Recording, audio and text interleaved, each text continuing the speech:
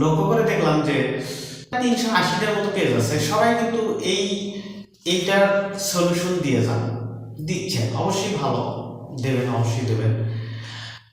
এখন আমি এই দুটার কথা কিন্তু বলছি না, ভালো করে খেয়াল করুন, আমি শুধু এইটার কথা বলছি।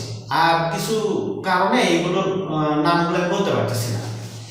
যাই হোক, বুঝে নিয়ে যখন ওইটা হয়, তখন আপনি যখন ওয়াশরুম থেকে ওঠেন তখন দেখা যায় লাল কালি বের হয়, অথবা ওয়াশরুমে যাওয়ার সময়ও লাল কালি বের হয়। তারপরে ওঠার সময় এতটুকু দানার মতো কিছু একটা ভেতরের থেকে বাইরের দিকে আসে, আবার ভেতরের দিকে যায়। এটা হয়তো কারো 10 বছর হলে হয়েছে, কারো 5 বছর, কারো 7 বছর। হ্যাঁ, তবে দুশ্চিন্তার কিছু নেই, এটা ভালো হয়ে যায় এবং অবশ্যই ভালো করা উচিত। না হলে ভবিষ্যতে বড় ধরনের কিছু হলে আর করার কিছু থাকে না। তো সেইটার একটা সলিউশন আমি ব্যক্তিগতভাবে না, মহান আল্লাহ তাআলার একটা বিশেষ গাছের মাধ্যমে দিয়ে থাকি। এই যে এই গাছটা দেখতে পাচ্ছেন, এইটা সেই শিকড়।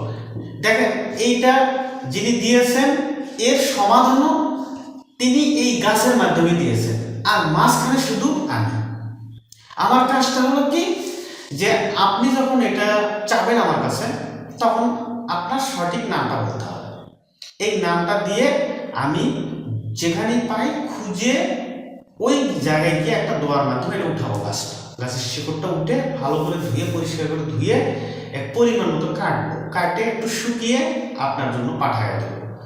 এবং পাঠানোর পর আপনি কি করবেন, এইটা খাওয়ার আগেই মসজিদে 20 টাকা দেবেন। দেওয়ার পরে তারপরে আপনি এইটা খুলে নিয়ে এই ডান হাতের মুঠের মধ্যে নেবেন, নিয়ে জাস্ট বলবেন যে আল্লাহ, তুমি আমার এটা দিয়েছো, তুমি আর পথ দেখাইছো, আমি সেটা খেলাম, তুমি ভালো করার মালিক। দ্যাটস ওকে, আর কিছু করতে হবে না। এভাবে মুখের মধ্যে সুন্দরভাবে চিবিয়ে চিবিয়ে আপনি খেয়ে নেবেন। তারপরে সকালে অন্য খাবারগুলো খাবেন। এভাবে রাত্রেও খালি পেটে খাবেন যদি সম্ভব হয় সেক্ষেত্রে। আর এভাবে মোটামুটি 21 দিন বা 27 দিন বা সর্বোচ্চ 42 দিন যদি খান, তো যত পুরাতনই হোক, ইনশাআল্লাহ আপনি একদমই স্থায়ীভাবে ভালো হয়ে যাবেন। বহু প্রমাণ আছে। কারণ আমি টোটালি ধরেন একদম একটা বাজে লোক, আমার কোনো নাম্বার নাই, 2 নাম্বার, 3 নাম্বার, 22 নাম্বার, সোজা কথা। কিন্তু কিন্তু এরকম নয়, এই গাছের শিকড়টা তা নয়। কারণ আপনি এক জায়গায় একটা তেঁতুল গাছ, আর এক জায়গায় কাছেই আর একটা মরিচের গাছ লাগিয়ে রাখবেন। মরিচের গাছ থেকে মরিচটা হবে কিন্তু অবশ্যই ঝাল, কোনোদিনও টক হবে না। আবার তেঁতুল গাছের তেঁতুলটা কখনোই আপনার ঝাল হবে না, অবশ্যই টক হবে। কারণ এটা যিনি তৈরি করতে পারেন, পার্থক্য এটাও তিনি পারেন, এবং এর মাধ্যমে এটা তিনি ভালো করার পথও দেখান। আর গ্যারান্টির মালিক আমি না, কারণ আমি এটা বানাইনি কিছুই না, আমি এটাও তৈরি করিনি কিছুই না। মাঝখানে আমি জাস্ট একটা ওয়ে হিসেবে আপনার কাছে এটা উপস্থাপন করব।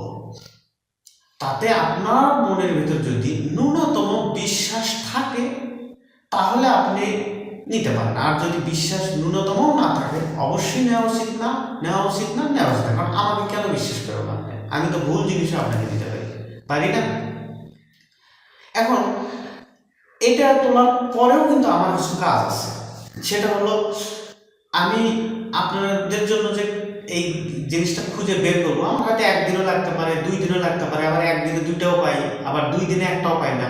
তাহলে আমার একটা পারিশ্রমিক আছে, এই পারিশ্রমিকটাই আপনারা হাদিয়া হিসেবে যখন আমাকে দিবেন বা আপনার কাছ থেকে আমি চেয়ে নেব, তখন ওই হাদিয়া থেকে কিন্তু আমি যে গাছটা উঠাইছি সেই জন্য মসজিদে আমাকে নির্দিষ্ট কিছু অংশ দিতেই হবে। না দিলে হবে না, এটা দেওয়াই লাগবে, বাধ্যতা, এটা সূত্র। কারণ আপনি যদি মনে করেন যে আসলে আমি ঠিক বলছি, তাহলে আপনি নিতে পারেন। আর যদি মনে করেন আমার মতো এরকম ভাওতাবাজি অনেক শুনেছেন আর দরকার নেই, দয়া করে আমাকে গালি দিয়ে আপনি চলে যান, কোনো সমস্যা নেই। আপনার যদি ন্যূনতম বিশ্বাসের ঘাটতি থাকে, অবশ্যই নেওয়া উচিত নয়, আবারও বলছি উচিত নয়। তা আপনার সিদ্ধান্ত আপনার কাছে। তো ভালো থাকুন, সুস্থ থাকুন, এই কামনাটুকুই শুধু করি। আসসালামু আলাইকুম।